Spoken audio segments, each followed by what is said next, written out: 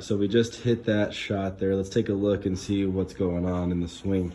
Let's see if we see some improvement. So on the left is what we're watching here, Kevin.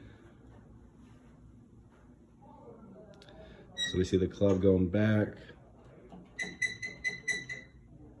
There it is at the top. So that's a good amount of hand depth there. That was pretty solid. We can see that the head's moving a little bit out of that circle, but not too far off.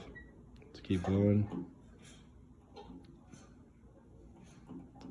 So that looks closer, a little bit better than what we were seeing last time. So I could tell you have been practicing this, but there's still a little bit of that tendency to come out of your posture. You can see that from leaving the line right there on the side. But overall, again, I like what I'm seeing. So definitely keep the work of practicing in the bay, using these visual lines as you're hitting shots. And then the other thing would be placing, something like a water bottle down on the ground there on the leftward side of the ball, just to help you with that path, getting a little bit more to the right as you come through.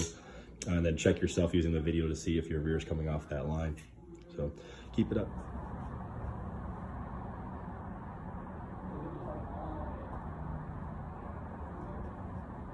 Okay, so we saw two balls actually go beyond it. The other couple that went in here were going like too fast of a pace, but they did go in the hole, so it worked out for you. So that could be something for us to look into, just from watching the results there, is probably dialing in the speed control that we have with your putting, especially from outside of 8 feet, and we're getting to 20, even 30 feet beyond. That's probably one of the main areas we'll look at, especially when we do our playing lesson and we go on the course, we'll focus on that.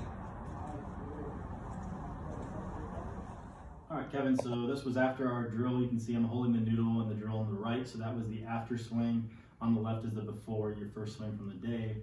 Let's take a look as we swing back. So as we make that swing on the left, see the club goes underneath.